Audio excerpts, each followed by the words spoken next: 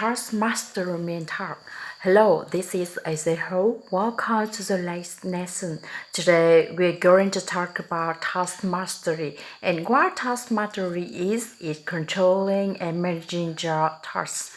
And when you control your task, when you manage the task, when you can train and shape your task, you train and shape your motivation, you train and shape your emotion, and what causes you to train and shape your action.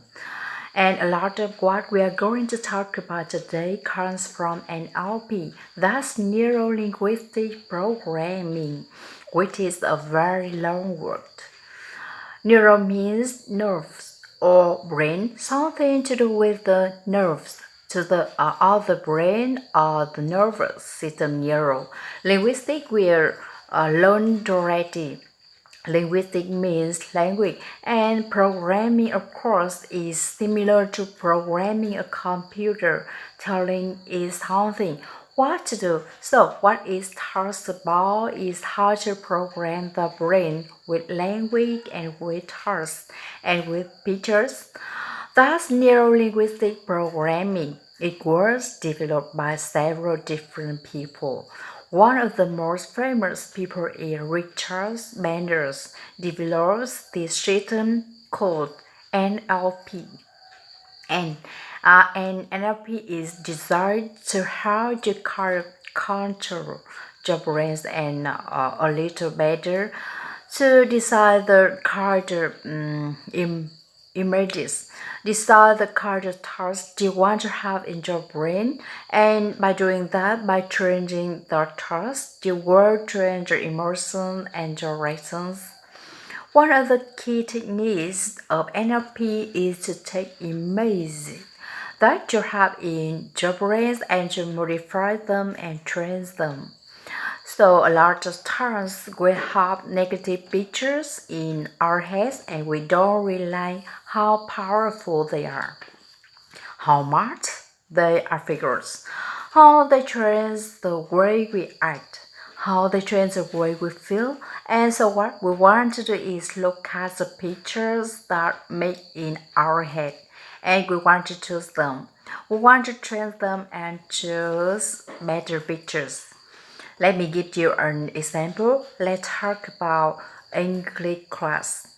English class. Imagine in your head an English class. What do you see? What picture comes into your head? And when I say English class, for example, do you see a room with a lot of students in it and are they sitting at little desks in rows? Are they moving a lot or are they still? What about the teacher? Where is the teacher? Is the teacher as the front of the class standing above the students taking down to them? Do the students look happy?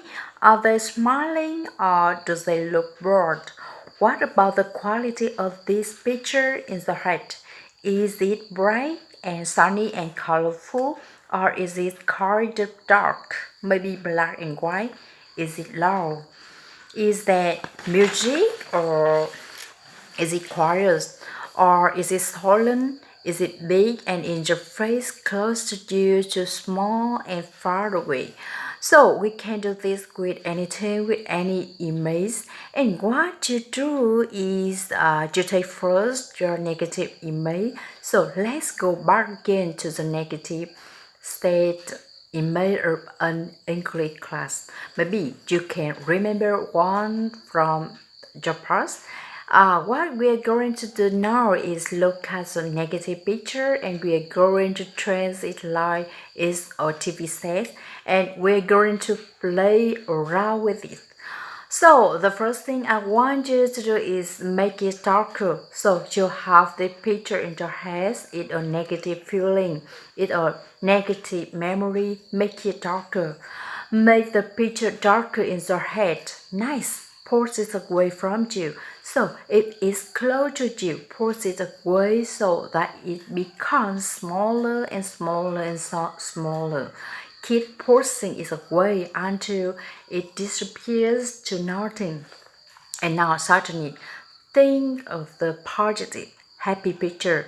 So replace it with a big, large, colorful, loud picture in your head of a happy, fun English class. See it in the head and nature yourself feel how you would feel if you were in that picture.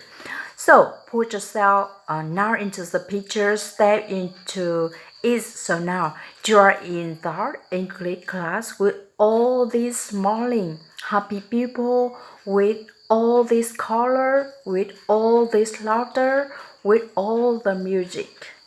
Does that change how you feel? It should. It usually does. So what you want to do now is program yourself to do this every time. So what you do this same process again and again and again, maybe 15 times, maybe 100 times.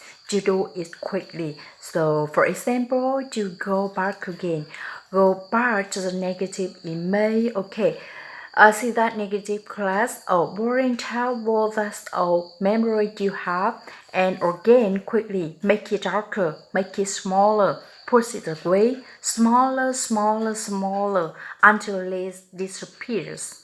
And now, suddenly, boom, see the big, happy, colorful picture again, this great, happy, wonderful English class, and step into the picture again. Future star there with all these people who are laughing and having a great time. See the color, make it big. Okay, great.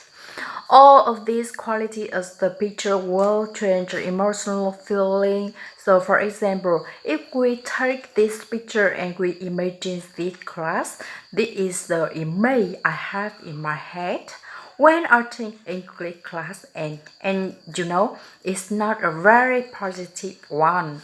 It comes from an experience I had in Japan.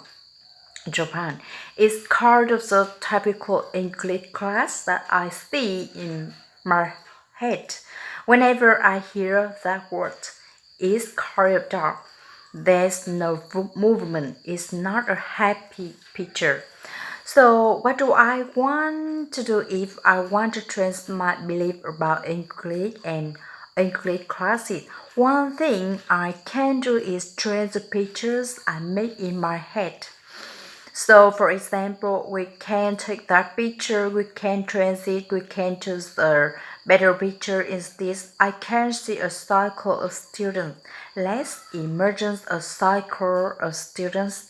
And then I'm going to add color. Everybody is wearing nice colorful clothes. And then I imagine everybody smiling, big smiles. And I imagine movement. I add movement to the picture, so now people are up. They are jumping around, they are moving, they are talking, they are alive. I add thought. I add happy, talking, smiling, laughing, maybe a little music in the background. I take this happy, colorful picture and I make it bigger in my head. I bring it closer to me and bigger so it fills up everything in front of me. Now, do that yourself. Imagine this happy picture of an English class and make it big and colorful with sound, with laughter, with music. Does it change the way you feel about this word English class? It probably does.